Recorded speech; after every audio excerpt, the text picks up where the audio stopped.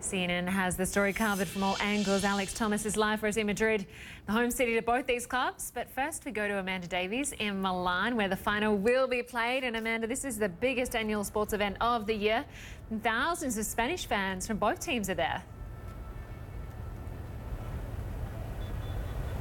Yes, Lynda, it's the biggest game in club football, without a doubt. And I'm not really sure if there's any fans left in Madrid, because there are so many here in Milan. They've been flocking here over the last 48 hours or so. There's 80,000 sellouts going to be here at the San Siro, but there are thousands and thousands more who have come to the city even without a ticket, just to be part of what is sure to be a fantastic night of football. There are fan parks set up around Milan with big screens for the separate sides of supporters. The party started very early this morning, 9-10 o'clock, with the fans in bars and surrounding those big screens. But now, with less than 2 hours to kick off, the fans are starting to make their way here. You might be able to hear the trumpets and the horns blazing behind us.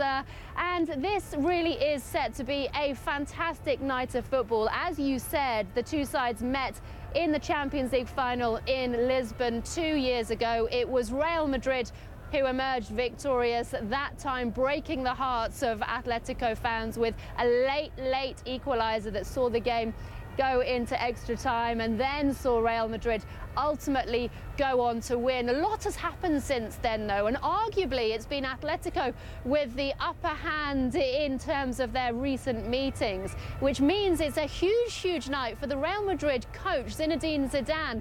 He, of course, a former Real Madrid legend. He scored a spectacular goal to help Real Madrid claim the Champions League trophy in 2002 as a player. He's only 6 months into his first job as a top-level coach. It's a huge ask for him, but he's very excited to be here in this situation, watching from the dugout. When the match begins, I will definitely feel much more tense. But that's the manager's job, and I like it. I like the pressure. I have experienced it as a player, but it's very different for us managers. Carlo Ancelotti told me that before the final in Lisbon, he said to me, hopefully one day you'll experience it for yourself as a coach. And now here we are. We're ready to play. I can't tell you what will happen tomorrow. When you start a game, especially a final, it's 50-50. There are certainly no favourites here. Yeah, Zinedine Zidane saying it's very much 50-50, too close to call. And that really is the feeling from the fans here, for all their partisan support for one side or another. They are both sets of fans nervous. Ultimately, it's down to that 90 minutes and which of the players deals with the pressure and the occasion better.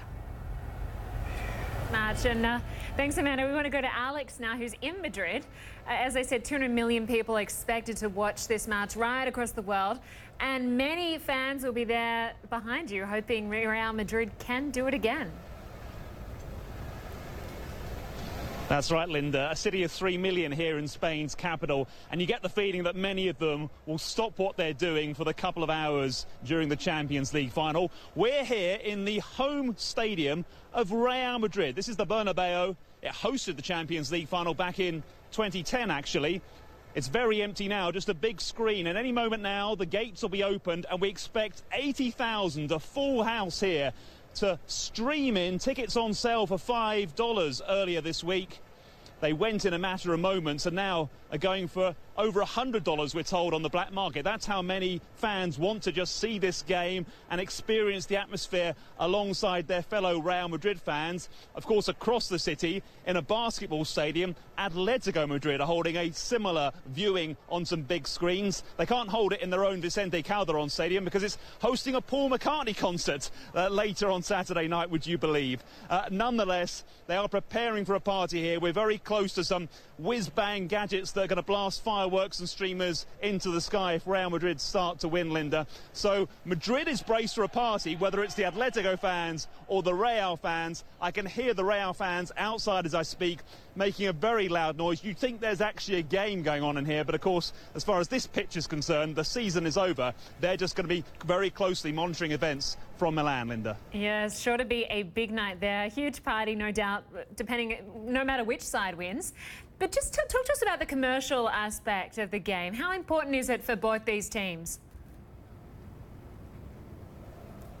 Well, it's a massive match as far as club football is concerned, as opposed to the countries playing each other in the European Championship to be held in France next month. This game is the biggest of the lot. It's very comparable to the Super Bowl, the climax to the NFL season. In fact, there are more eyeballs on the Champions League final every year now across the world than there are as far as the Super Bowl is concerned. The Super Bowl may still edge it as far as the glitz and glamour factor. Let's not forget how expensive an advert slot is during the famous halftime show at the Super Bowl and the sort of caliber of pop acts they get performing at the Super Bowl. The Champions League final doesn't have anything like that at halftime at all.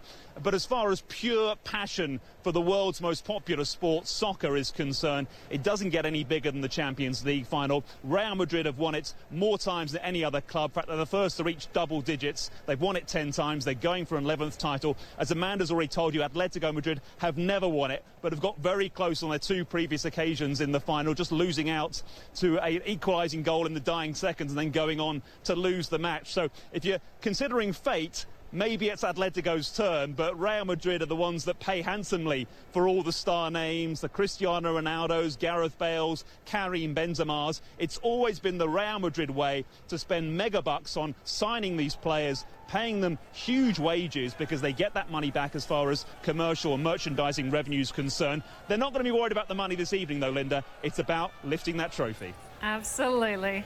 We are looking forward to watch it. Alex Thomas, great to have you with us. Thanks so much.